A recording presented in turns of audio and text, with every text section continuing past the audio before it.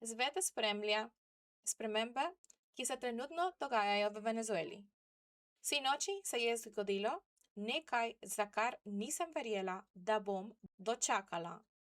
Po letih strahu, laži in nasilja je bil diktator Nicolás Maduro Moros končno aretiran z njegovo ženo Cilia Flores.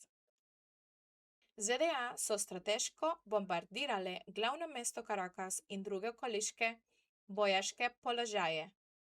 Naša država je že prej doživela vpliv Rusov, Irancev, Kitajcev ter različnih kartelov in mafij, ki so si prostovoljno jemali naravne vire države samo zase. V zameno pa pomagali nadzirati državo z režimom Madura na čelu.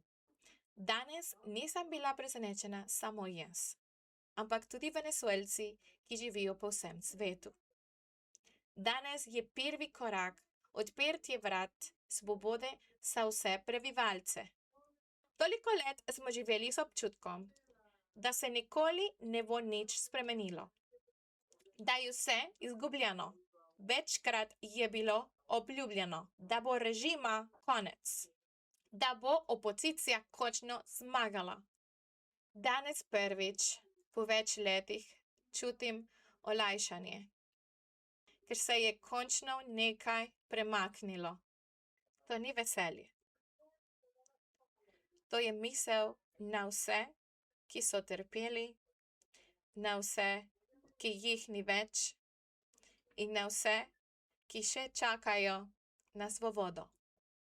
Venezuela si ni zaslužila tega, kar se ji je zgodilo. In danes prvič po dolgem času si dovolim upati, da morda prihaja konec temne dobe.